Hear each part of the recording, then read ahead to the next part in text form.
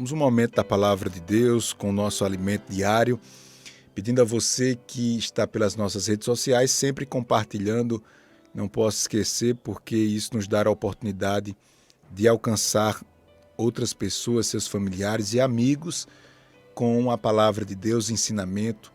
E não se preocupe com outra coisa, se preocupe em receber, absorver essa mensagem e pronto. O segredo é a mensagem da palavra do Senhor, tá certo? A mensagem ensinada. Eu compreendi, pastor Júnior. Eu vou daqui a pouco cuidar na vida, continuar os serviços, mas eu aprendi isso, isso e isso. Pronto. Aí você recebeu uma porção significativa da parte de Deus. E hoje o tema da mensagem é alguns tipos de pessoas ou tipos de pessoas que Deus sempre abençoa. É mais ou menos assim, como eu falei lá, né? A título só de aprendizado mesmo. É como que Deus dissesse que essas pessoas fossem, sei lá, queridinhas dele. Se é que a gente pode usar esse termo. Pessoas que Deus olha assim e diz, rapaz, isso daqui me chama a atenção e eu sempre abençoo essas pessoas. Para tanto, eu lhe convido para a gente ler uma passagem bíblica lá em Mateus capítulo 5, a partir do verso de número 1. Você que não é evangélico, ou você que não tem ainda muita habilidade com os termos bíblicos, talvez eu leia algum termo aqui que você, pastor, o que é isso? Não se preocupe que você vai compreender direitinho. Vou falar sempre numa linguagem que alcança todas as pessoas para que o Espírito Santo trabalhe através do seu entendimento. Você vai dizer, pastor, eu aprendi isso, isso e isso hoje. Pois bem, pessoas que Deus sempre abençoa. Diz o texto sagrado, Mateus capítulo 5, versículo de número 1, diz assim: Jesus, vendo a multidão, subiu ao monte, e assentando-se, aproximaram-se deles os seus discípulos, e abrindo a boca, os ensinavam, dizendo. Ou seja, Jesus estava no monte agora, e começou a falar, e cada vez mais chegavam mais pessoas, seus discípulos e tudo mais. Aí a mensagem de Jesus foi essa, olha só. Jesus dizendo, bem-aventurados os pobres de espírito, porque deles é o reino dos céus. Bem-aventurados os que choram, porque eles serão consolados. Bem-aventurados os mansos, porque eles herdarão a terra. Bem-aventurados os que têm fome e sede de justiça, porque eles serão fartos. Bem-aventurados os misericordiosos, porque eles alcançarão misericórdia. E Jesus continuou pregando e ensinando. Bem-aventurados os limpos de coração, porque eles verão a Deus. Bem-aventurados os pacificadores, porque eles serão chamados filhos de Deus. Jesus não para e continua dizendo, bem-aventurados que sofrem perseguição por causa da justiça, porque deles é o reino dos céus. Bem-aventurados sois vós quando vos injuriarem e perseguirem e mentindo disserem todo mal contra vós por minha causa. Exaltai e alegrai-vos, porque é grande o vosso galardão nos céus, porque assim perseguiram os profetas que foram antes de vós. Será que você pode dizer amém? Esse texto que nós lemos está lá em Mateus capítulo 5. Início do versículo até o verso de número 2. Quando nós falamos de bênção de Deus, todos nós queremos ser abençoados. Claro, a bênção de Deus, ela advém da fé, do grande presente que você já recebeu de Deus, que é a sua salvação. Você, quando aceita Jesus, você recebe o maior de todos os presentes, que é a vida eterna. A partir daí você entra por um caminho, começa agora ouvindo a palavra, sabendo que você não pode viver mais aquela vida desmantelada, aquela vida de mentira, aquela vida apegada às paixões da carne e por aí vai. E aí, a partir daí você começa a ser abençoado por Deus. Olha só, quando eu falo da bênção de Deus, eu estou falando, claro, da bênção de Deus aqui na terra. Você serve a Deus não é só para morar no céu. Claro e evidente que esse é o maior presente que nós temos, que é o presente da salvação, dado de graça, pelo sacrifício de Jesus. Mas essas bênçãos que eu estou falando são bênçãos que você vai colher ainda aqui nessa terra. Então, todos nós queremos sim ser abençoados.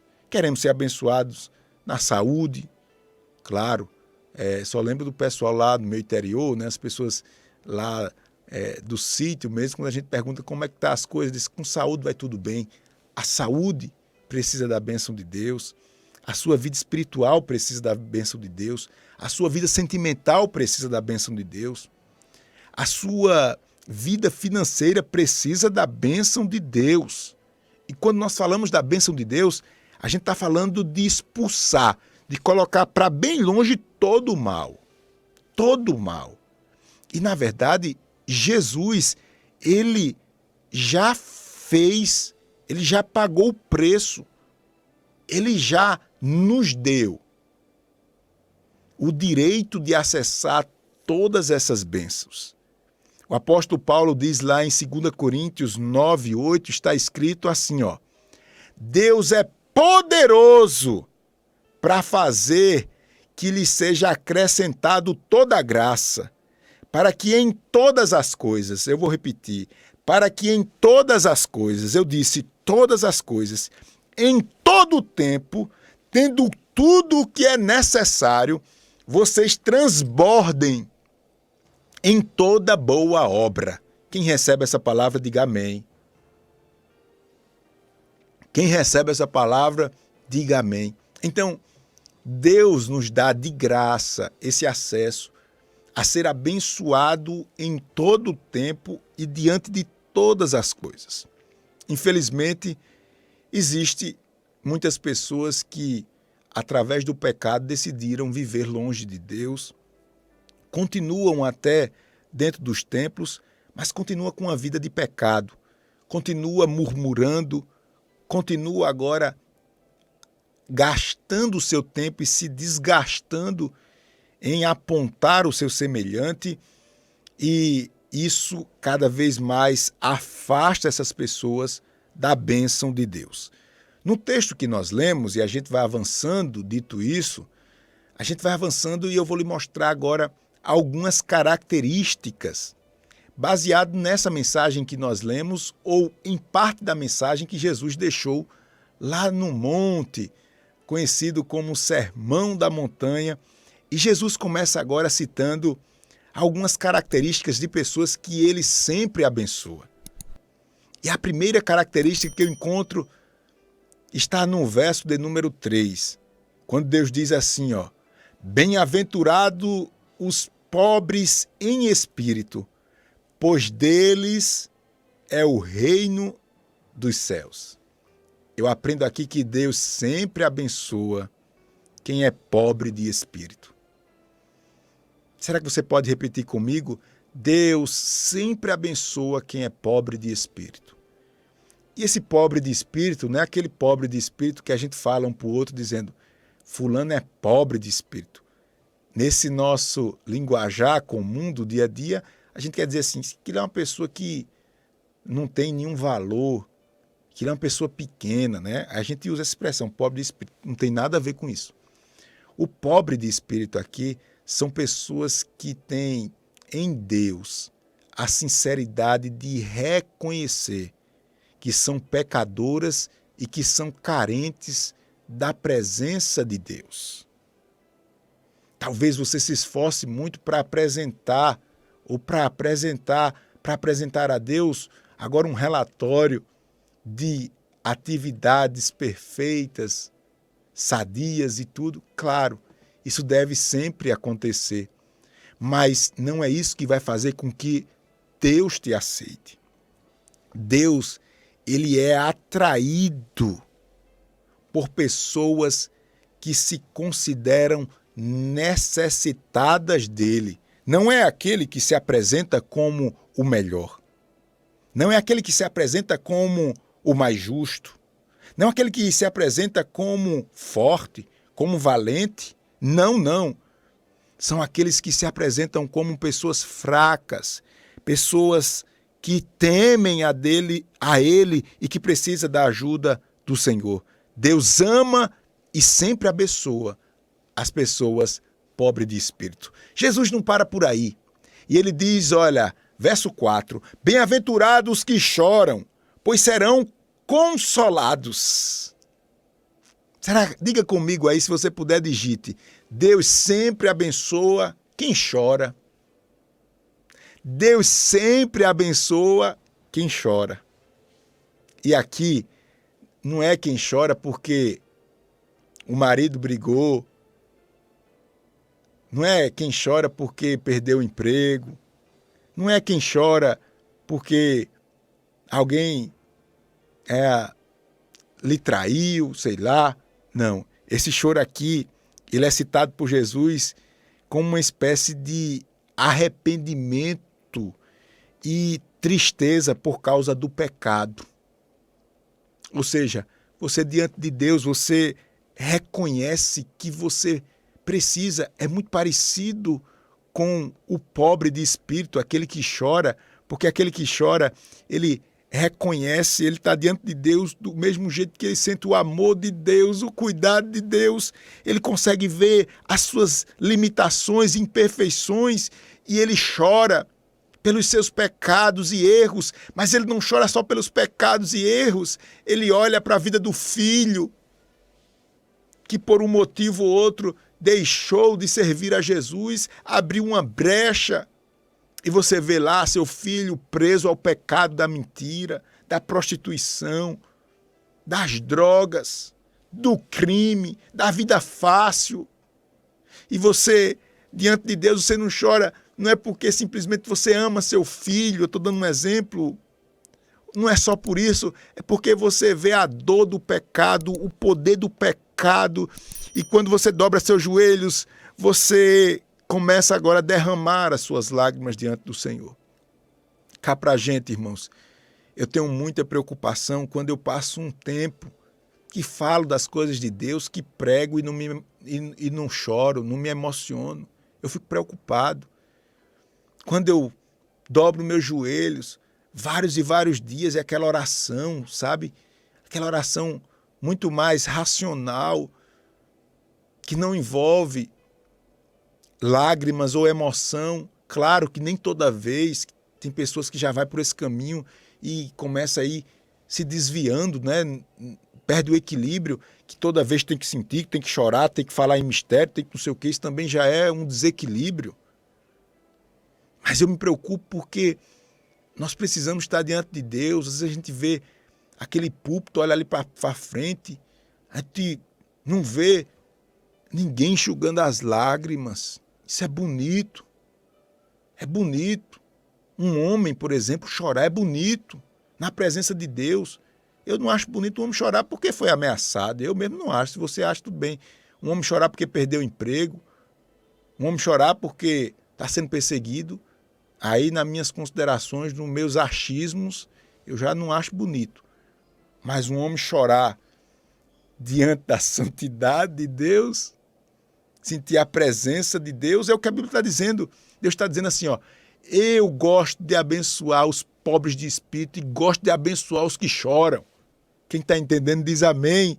Deus continua, Jesus continua trazendo essa mensagem lá no monte, pertinho de entregar a sua vida na cruz. Ele deixa essa instrução maravilhosa, dizendo que ele também tem todo o interesse do mundo de abençoar os humildes de coração. E ele diz assim, ó, bem-aventurados os humildes, pois eles receberão a terra por herança. Aleluia, glória a Deus, glória a Deus. Sabe o que significa ser humilde? Ser humilde é você reconhecer as suas limitações. Mas mesmo reconhecendo suas limitações, essas limitações não são tão grandes que ele possa parar. Isto é, diante das suas limitações que você reconhece, você encontra virtude diante de Deus. e não para no meio da luta. Às vezes nós achamos que humildade faz com que você fique um gatinho, né?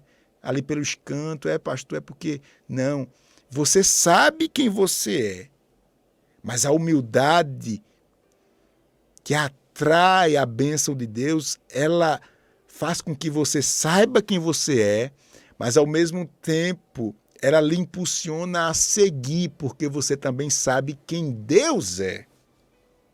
Dá para entender? Não aceite a humildade que faz com que você reconheça e pare.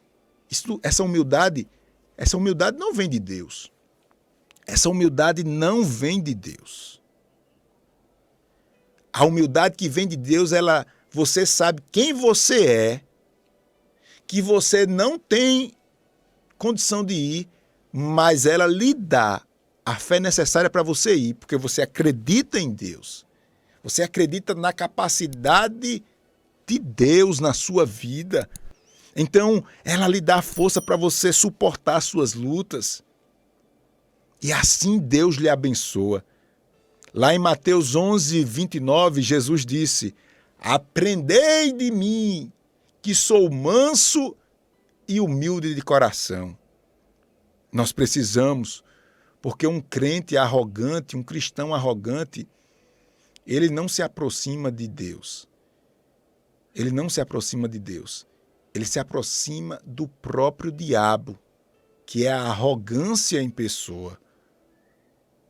Quarto tipo de pessoa que Deus sempre abençoa. Deus abençoa aqueles que buscam a justiça. Aqueles que buscam a justiça. Diz assim, ó: bem-aventurados, verso 6 do capítulo 5 de Mateus. Bem-aventurados os que têm fome e sede de justiça, pois serão satisfeitos. Glória a Deus, glória a Deus. Sabe como você honra esse desejo de Deus? Procurando ser justo nas coisas mínimas. Não é excessivamente justo, é ser justo. Ser justo. E eu lhe pergunto, onde é que está a justiça? Vou aqui usar um exemplo bem claro. Onde é que está a justiça? A gente pensa que ser justo é só questão de grandes quantias, grandes coisas. Não. Você atrai a bênção de Deus quando você é justo nas coisas pequenas. Por exemplo, veja se é justo um menino cheio de saúde, a menina cheia de saúde, aí chega do colégio, deita no sofá, e a pobre da mãe que passa o dia todinho trabalhando, em casa, fazendo as coisas. A menina não tem coragem, cheia de saúde, o menino não tem coragem de ajudar a mãe na faxina, lavar uma louça, lavar uma roupa. Me diga se isso é justo. E tem pai que, me perdoe, são os babacas que aceitam isso. Cria agora uns monstrinhos dentro de casa, cheio de direito. Cheio de direito. E isso é uma forma, você tem consciência, rapaz. Mesmo que sua mãe e seu pai não cobrem de você, isso é injusto, isso é injusto. É injusto. É injusto. Aí agora o esposo, diante de todos e de Deus, prometeu ser fiel à sua esposa. Aí não pode ver um rabo de saia quando está, às vezes até na frente da esposa. Às vezes até não precisa nem estar longe da esposa. E fica com conversa paralela, se comportando como se fosse um boyzinho, solteiro. Você está atraindo maldição para a sua vida, rapaz. Você fica pensando que ser injusto é só com grandes coisas. Não, essas pequenas coisas. Como, por exemplo, é injusto você estar diante do seu líder e você ajuda, fala bem, e é aquele puxa-saco medonho, me permita a expressão. Quando seu líder dá as costas, você é o primeiro a falar dele. Isso é injusto, isso atrai maldição para a sua vida. Isso atrai maldição. Seja verdadeiro, com amor. Isso não é comportamento nem de homem, quanto mais de cristão. Isso não é comportamento de homem, quanto mais de cristão. Mulheres que o marido tem um bocado de defeito, mas quando está no salão, quando está não sei o quê, quem destrói a reputação do próprio marido é a mulher. Isso é injusto. Isso é injusto. Ele é seu esposo. Ele é seu esposo. Então, eu estou dando esses exemplos porque chamam a nossa atenção. E a gente precisa ver nessas coisas para que a gente tome agora uma atitude e atraia a bênção de Deus. Deus disse assim, ó, em outras palavras, eu estou aqui cheio de bênção para entregar àqueles que buscam a justiça. E aqui tem uma observação para a gente prosseguir aqui. Eu estou chegando no final da mensagem. Você que está ouvindo a rádio, você que está me assistindo em outro horário, estamos ao vivo agora. Mas olha só, deixa eu falar uma coisa aqui para você. Cuidado também nessa justiça quando você pede justiça a Deus. Porque às vezes nós nos sentimos injustiçados por alguém e a gente diz, Deus, cadê a tua justiça? Desce com a tua justiça, Deus. Aí a gente tem que ter atenção a uma coisa aqui. Deus é justo. A gente procura ser justo, é diferente. A gente às vezes pensa que está fazendo um bem e está cometendo injustiça. A gente busca, Deus é justo. Quando Deus disser assim, eu vou descer com justiça, você não pede justiça, você também entrará na linha. E eu lhe pergunto, você é tão justo assim para Deus lhe chamar e dizer assim, eu vou lhe medir conforme você quer que eu meça os outros? Eu estou fora. Se você tiver coragem, peça você só. Eu prefiro dizer, Senhor, tenha misericórdia de mim. Tenha misericórdia de mim. Certa vez o filho do trovão, João, chegou para Jesus e disse, Jesus, olha, eu fui àquela cidade ali, preguei o evangelho e o povo, aquele povo não presta não. Botaram a gente para correr de lá. Eu queria que o Senhor descesse fogo do céu. Aí imagine Jesus olhando para ele, dizendo, rapaz, tu é muito impulsivo mesmo. Eu imagino Jesus falar, a Bíblia não fala nada disso, né? Mas eu imagino Jesus dizer, tu é muito impulsivo mesmo, tu fala pelos cotovelos, porque se eu descer fogo agora, tu também vai ser queimado, rapaz. Eu imagino Jesus pensando isso. Então, Deus abençoa e sempre abençoa aqueles que buscam a justiça. Aqui finalizando, Deus também abençoa aqueles que têm misericórdia. E diz assim o texto sagrado, capítulo 5, verso 7, bem-aventurados os misericordiosos, pois obterão misericórdia. Cuidado, meça os outros, trate os outros como você desejaria ser tratado, não é? Porque a gente às vezes se envolve numa capa de super-homem e do mesmo jeito, com a medida que você medir, você será medido. Deus ainda fala aqui, Jesus pregando a palavra, lá no monte ele diz, e aqui eu quero finalizar, quando ele diz assim, ó, bem-aventurado os puros de coração, pois verão a Deus.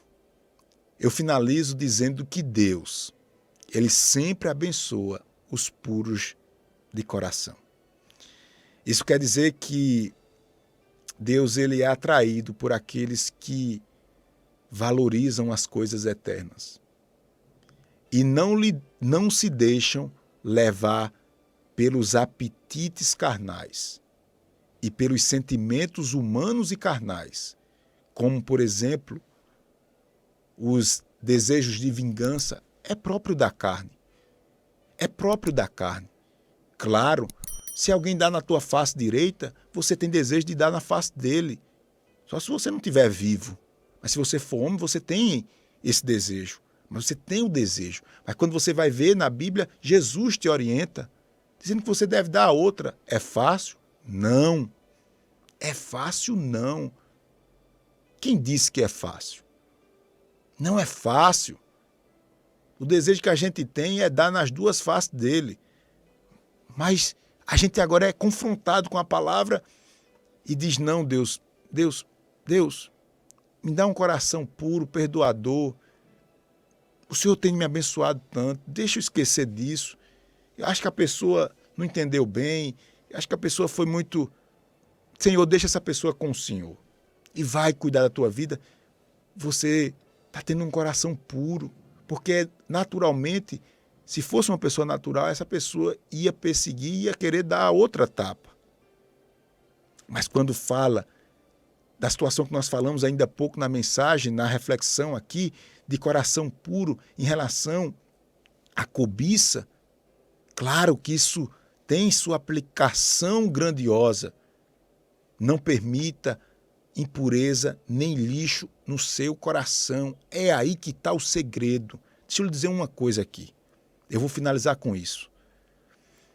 Olhe, o seu currículo, diante do que Deus vai fazer, não é nada. Você que pode, que sabe, que tal, não é nada. Seu currículo de experiência, você pode ter o melhor currículo. Olhe, o que mais vai pesar na sua vida, guarde isso, porque essa palavra queima no meu coração. O que mais vai pesar na sua vida não é o seu currículo, é a graça de Deus na sua vida. E nós não podemos falar de graça de Deus para aqueles que não lutam e perseveram a pureza do seu coração. Tira o cavalinho da chuva. Eu vou repetir. O que vai fazer a diferença na sua vida não é o seu currículo, é a graça de Deus. Você vai chegar e alguém vai ver o que nem você vê na sua vida, porque a graça de Deus está na sua vida. E você vai ver as portas assim, ó, se abrindo. Você diz, mas eu não tenho condições, eu não tenho jeito, eu não tenho habilidade, eu não sei. E as portas, ó, se abrindo. Mas tem gente mais preparada, melhor do que eu, e as portas só abrem para você. Porque você tem a graça de Deus. A graça de Deus. E Deus não habita em lugares impuros. Por isso que a gente tem que lutar com toda a força da nossa alma para que a nossa mente seja pura, os nossos olhos sejam puros, o nosso falar seja puro e verdadeiro. Essa luta é diária, porque o mundo chega nos mostrando que tem outro caminho mais fácil. O mundo chega nos mostrando que ninguém pode ser puro de coração, que isso é só uma enrolada. Mas não é, é bíblico. Ou você não quer ser abençoado? Quer ou não quer?